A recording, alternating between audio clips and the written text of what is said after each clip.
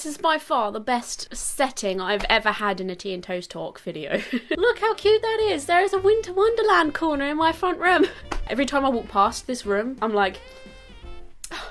Anyway, I wanted to give that some limelight because it deserves the limelight. We put up Little Winter Wonderland every year now. Just to add to the weird aspect of this tea and toast talk, I am eating toast from a bowl. Mainly because I had no other form of Christmas crockery to put my toast on, in, whatever. So I've used a bowl and a very badly spreaded Marmite piece of toast. I ate the other bit of toast already whilst I was setting up to film because I was starving, and I've also got my own mug. That's such a nice feeling. Cheers to anyone that is able to sit and watch this video whilst drinking from the same mug. How cool would that be? I would love to bring out Tea and Toast Talk mugs one day. I still believe. Anyway, let's put this down. Oh, forgot to say, this is like a vanilla tea I got on holiday. It's supposed to help you sleep, and it's currently 1 PM, so I don't want to sleep right now. Hopefully I don't just start dropping off halfway through. I'm really, really very happy that I'm able to sit here, although I'm standing, and talk to you guys about this because it is so very important, and I'm really sorry, and I apologise for putting this up so late and so like close to Christmas, because this is probably something I should have mentioned at the beginning of December, and I feel as though it gets very much missed around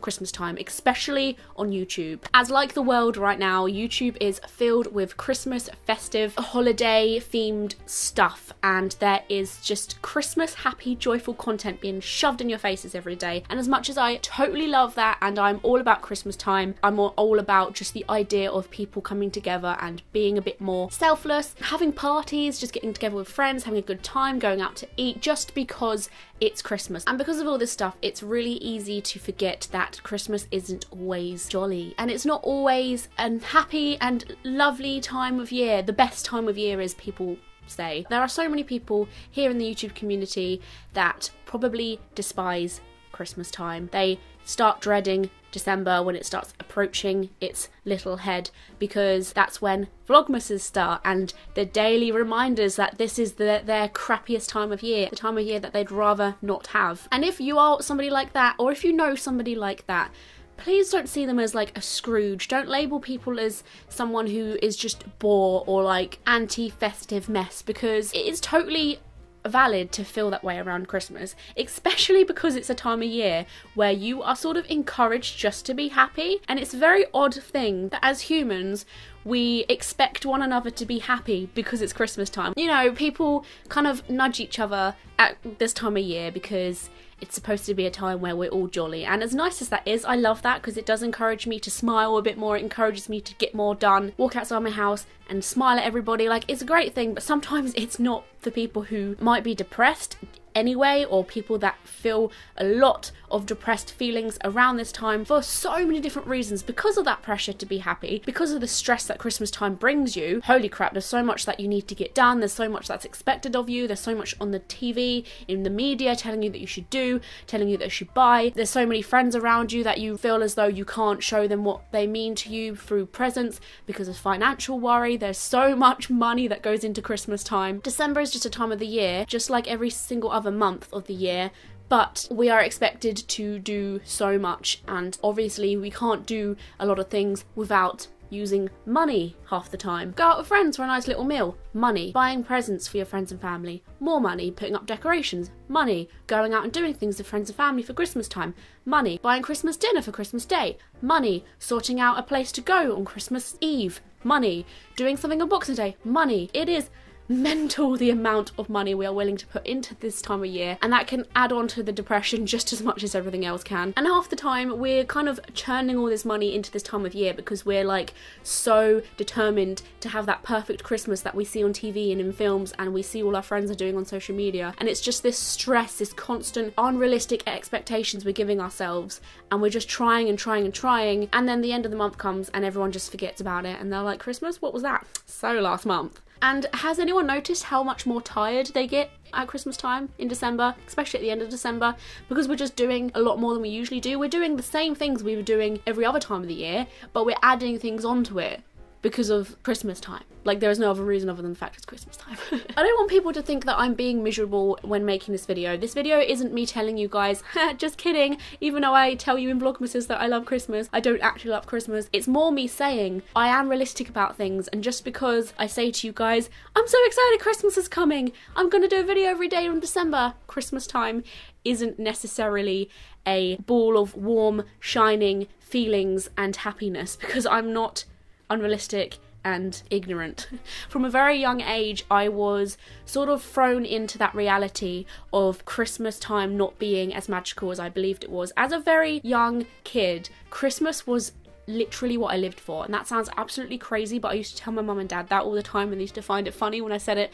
But what I meant was that Christmas Eve, my sister was so excited she threw up on my feet. Like, me and her were just, I'm getting goosebumps thinking about it now, because it was just such an excitable, happy time of year. I 100% believed in Santa Claus, still do, so boiled up with magic and that feeling of waking up on Christmas Day and just getting cozy by the fire and warm drinks and your family and presents and food and games and good TV and cold weather. No one was outside, everyone was in with their family, like getting warm, and if you did go outside, everyone was wishing each other Merry Christmas. And I breathed, I lived and breathed for that moment every year. I got so excited. I don't think you would have met a more excited person about Christmas than me, unless you were to visit Whoville from The Grinch. That hasn't really changed. I mean, it's died down over years, because it just does when you get older. It's one of the annoying things about becoming, what you may say, an adult. Not that I've ever seen myself as that. I can't remember what age I was at, but I remember on Christmas Day, my mum was given the news that her dad had passed away on Christmas Eve, either Christmas Eve or getting ready for Christmas Day to come over to our house. So we were expecting my granddad to come. Granddad wasn't there. I was asking my dad, where's granddad, where's granddad? My dad just looked sad and sick, and then later found out that my dad had found my granddad in his house when my dad went to go and collect him. And I'm not saying that that moment changed my Christmas for me, or like suddenly made me hate Christmas, because it literally is just one of those things. But I remember suddenly thinking that Christmas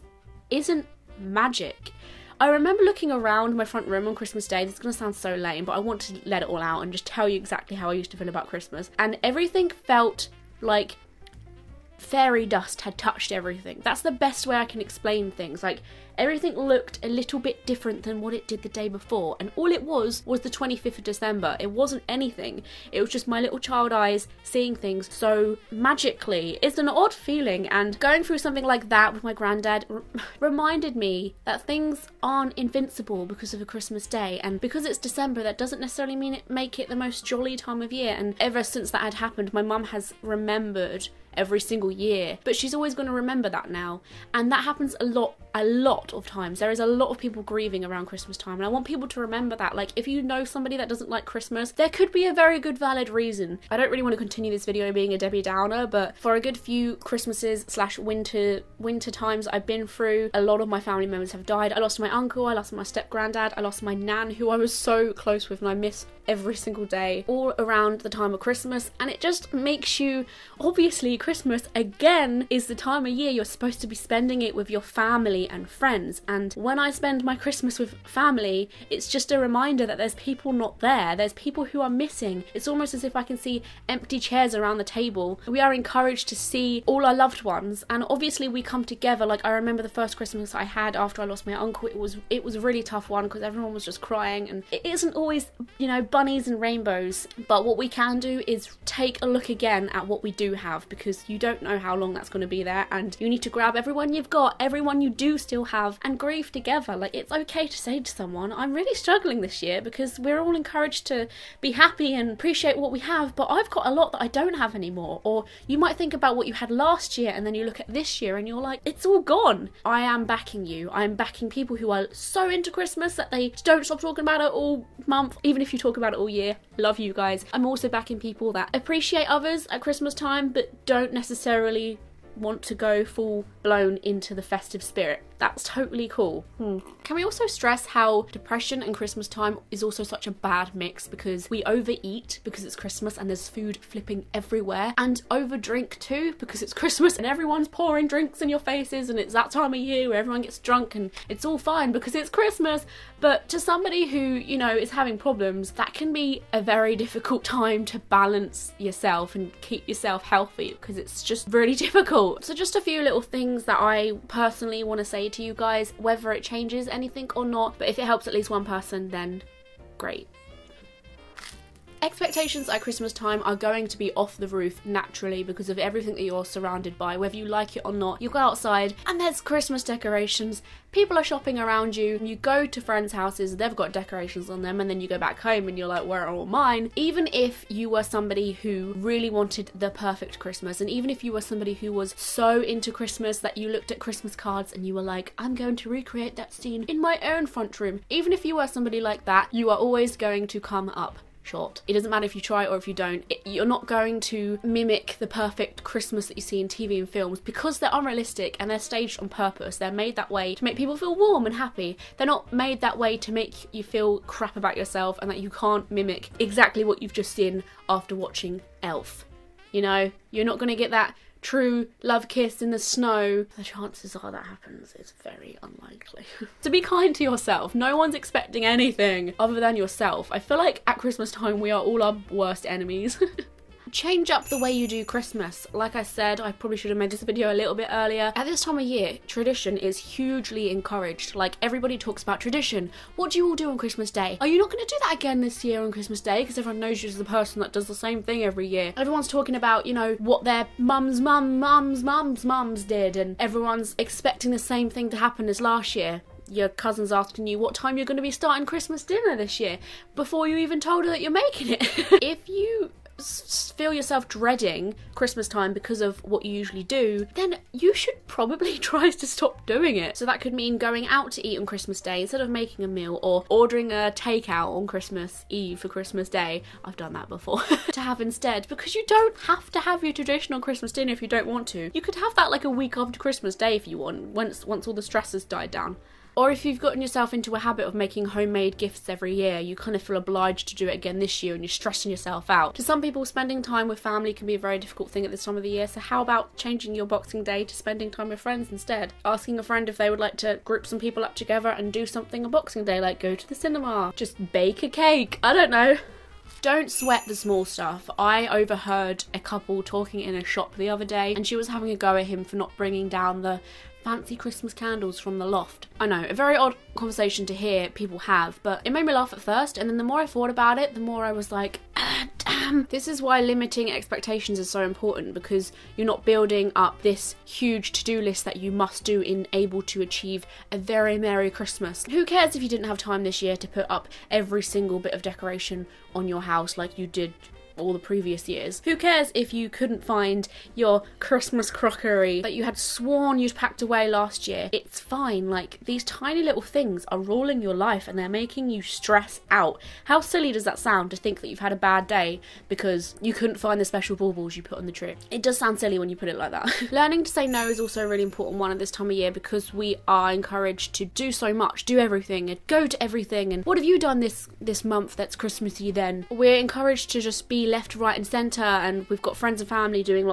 lots of bits and pieces, and you shouldn't feel guilt if you don't want to do those things. It's okay to say to someone, I don't actually want to do that this year. One thing that does annoy me about Christmas, as much as I love Christmas, one thing that does annoy me about it is that we're all doing things that we need to do rather than what we want to do. Like, when I ask somebody what they're doing on Christmas Day, they're like, oh, I've got to spend it around the parents' house, or oh, I've got to spend it around the other half's parents' house. And I'm just like, why is everyone doing things that they have to do? Like, what happened to just doing what the hell you wanted to? It makes me laugh. Like, that's the nature of Christmas now.